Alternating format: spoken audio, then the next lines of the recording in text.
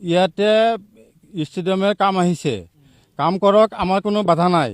কিন্তু এই ধনচিৰি গাঁও পঞ্চায়তৰ ওচৰত, পাগলাদিয়া নদীৰ ওচৰত কাম কৰক, কোনো আমাৰ আপত্তি নাই।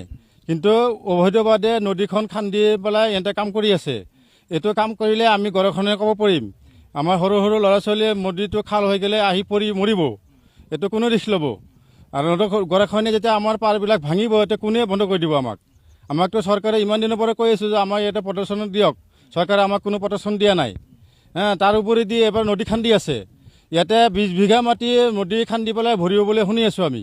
তো 20 বিঘা মাটি নদী ভৰিলে 5 ফুট ওখ কৰিব, কিমান মাটি যাব নদীৰ পৰা? তাৰমানে আমি ক'ত থাকিম এতিয়া? আমাৰতো ঘৰ বাৰী চব উঠি যাব দেখোন পানী আহিলে, ইমান মাটি যদি নদীৰ পৰা উঠাই লয়। তো গতিকে আমি বন বিভাগক উপযুক্ত মানে কৈছোঁ, অনুৰোধ কৰিছোঁ, এইবিলাক কাৰ্যকাম বন্ধ কৰিব লাগে। আমি অভিযোগ দিছোঁ বন বিভাগক, লিখিতভাৱে অভিযোগ দিছোঁ। বন বিভাগ আহিছিল, বন বিভাগৰ লেঞ্জাৰ চাহাব আহিছিল, মিণ্টু ছাৰ আহিছিল, আহি পেলাই JCB ফিল্ডত পাইছিল। পাৱাৰ সত্ত্বেও JCB তেতিয়া 2খন JCB আছিল আৰু ট্ৰেক্টৰ আছিল 10-12খন। ছাৰে পাইছে, পাৱাৰ পিছতো ছাৰে এইখন উঠাই পেলাই থৈ গুচি গ'ল। ছাৰে চিজ কৰা নাই, ছাৰে চিজ কৰা নাই। জানো না কিহৰ কাৰণে যাৰে চিজ কৰা নাই? ইয়াতে অবৈধ খনন কৰাৰ ফিল্ডত মিত্ৰতা আছে নেকি? অবৈধ অহাৰ পিছতো ছাৰে চিজ কৰা নাই, কিহৰ কাৰণে কৰা নাই? ছাৰেতো আহি ফিল্ডত পাইছে, মানুহকেইটা উপস্থিত পাইছে, ট্ৰেক্টৰো পাইছে, JCBও পাইছে, চব পাইছে। পোৱাৰ পিছতো ছাৰে চিজ কৰা নাই, ছাৰে উঠাই পেলাই থৈ গুচি গৈছে।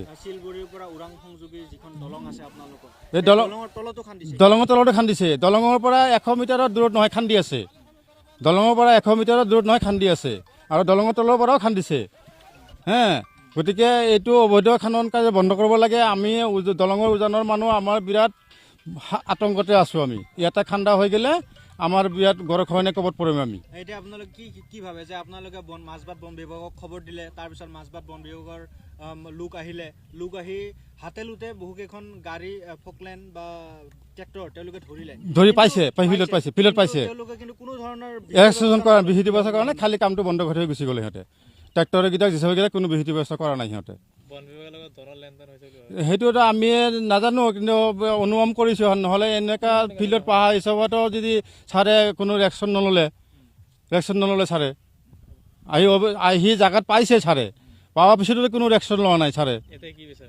এতিয়া আমি বিচাৰোঁ আমাৰ ইয়াতে খনন কাৰ্য বন্ধ হ'ব লাগে, বন বিভাগে উচিত বিচাৰ কৰি দিব লাগে, আমাৰ ইয়াতে খনন কাৰ্য বন্ধ হ'ব লাগে।